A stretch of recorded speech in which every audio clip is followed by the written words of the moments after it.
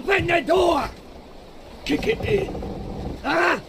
Lest we break it down and take more than those shells! You bastards may take exactly what I give you! Let me help you.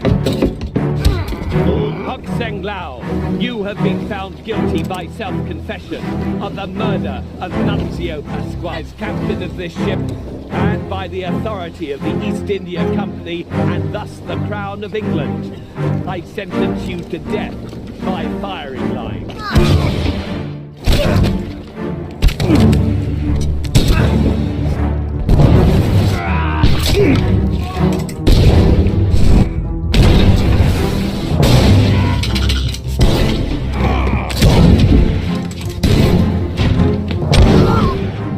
Abigail. Your brother. My friend. I shot him. Dead. I'll be with you soon, my love.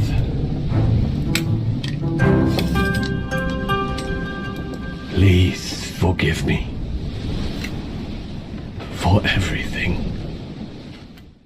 If you know anything about me, it should be that I am a massive fan of pirates. I built the modern era of this channel on Sea of Thieves, my logo is literally a Sea of Thieves skull, and I pirate games and movies all the time. To all law enforcement entities, this is not an admission of guilt. Many years ago, I discovered a game that really piqued my interest, Return of the Obra Dinn, a murder mystery game that takes place in the 1800s.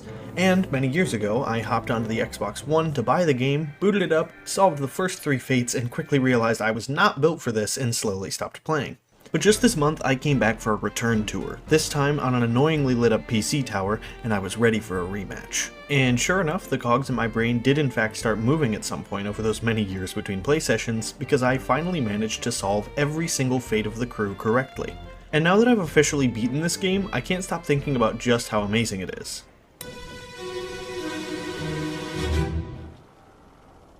Obra Dinn is a very, very tough mystery game, where you use a magic stopwatch to travel into the memories of various crew members to fill out the entire story of the ship and crew, and then log it into a novel. There are 10 chapters, each containing a certain amount of memories within, which gives you the information to deduce the identities and fates of all 60 passengers aboard the Obra Dinn.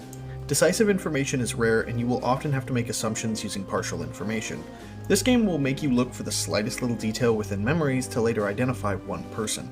I don't want to give out too many spoilers because you really should play this game, but sometimes you need to microanalyze. I personally played this game whilst taking notes on pen and paper, and not only is that just one of the coolest things ever to me, but it was also extremely useful for determining the fate of all 60 crew members. Fates are determined in sets of 3. After you correctly discover the names and deaths of 3 crewmates, it will label those 3 as correct. The only issue I had with this game is by the time I was finished, there were like 3 people I literally had just guessed correctly because I couldn't find info on them, but overall that's not too bad for a crew of 60 individuals.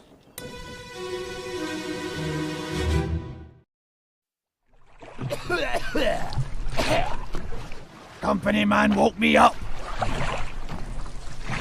Said you'd need ferry to the Obra Dinn.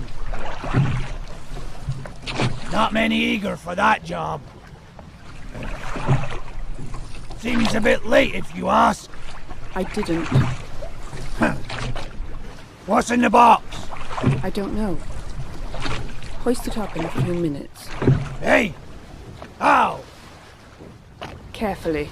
The year is 1807, and the Great East India Trading Company has assigned you to explore the good ship the Obra Dinn, where 60 crew members once occupied the halls, yet none remain. You have been given a book of empty pages. It's your duty to fill in the blanks and use your clock to determine the fates of every crew member aboard the ship.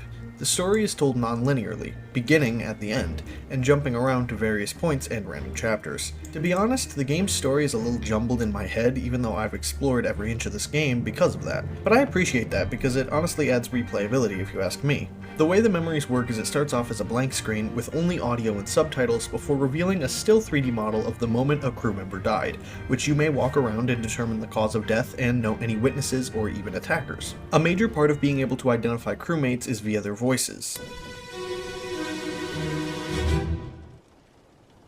The boat has people from all over the world aboard, and little phrases or sayings may be able to give away identities. For example, one crewmate was talking to another and called him Signor, but the caption spelled it Signor, which is the Italian spelling of the phrase.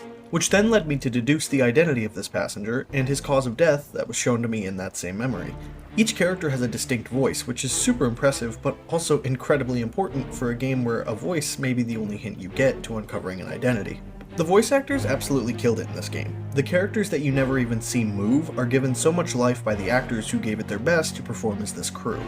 Another great way this game immediately pulls you in is the outstanding visual style.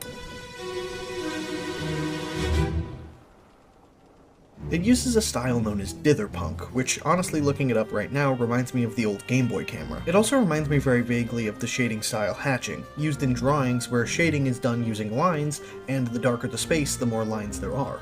Oppositely, Obra Dinn's ditherpunk style uses small dots to create light and less dots to create a shadow, which allows this game to have an amazing visual depth that is absolutely incredible to look at. The game also has a variety of filters you can run on top of the base one, including one called LCD, which makes the game run in black and white, which is super cool. Although I think the olive green adds to the dinginess of this rotten ship, and kinda just adds an extra layer of atmosphere. Another thing I really appreciate is the way the game looks when you focus in on somebody when you're in a memory, showing you a list of crewmates in the background and just singling out the person you focused on. The art is just so beautiful in this game, and it's paired with an absolutely stunning soundtrack. The music in this game is amazing. The way each chapter has its own music for each memory is really cool, even if I didn't notice it when I was playing. The main theme is just such a great opening song as well. It has the perfect vibe and really draws you into this amazing game.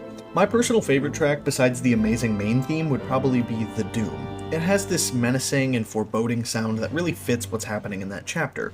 It almost has this Godzilla-esque opening of these blaring horns that sound like they're signaling the end of the world. The song itself has this hopeless and terrifying presence that I absolutely love. I also really enjoy that the soundtrack has a bonus track on Spotify that is just someone playing the main theme live on a piano in a bar. That's just really cool to me. I really wish I still had the footage of me trying to beat this game for the first time back in middle school. I would love to stare at my absolute cluelessness again now that I've actually beaten the game. I honestly don't know why this game stuck in middle school me's head so much, whether it was the art style, soundtrack, or gameplay, but I'm so glad it did, because upon actually beating the game, it's definitely one of the most fun and challenging games I've ever played. It's honestly such an amazing game, and it's definitely up there on my indie gaming Mount Rushmore, right up there next to Fate and Batula and two others I can't think of. I tried to keep this video as spoiler free as I could, because if you have $20 to spend on a game, this one is absolutely worth the purchase. It took me about 9 hours to beat, and it's pretty replayable. I do feel like a lot is lost on a second playthrough, but honestly, it's not like every single fate is ingrained in my head after beating it, although many are. This whole game is just so fun, and it's really an amazing experience through and through. I give Return of the Obra Dinn a 5 out of 5. And with that, always remember your port from starboard, and thank you for watching my video.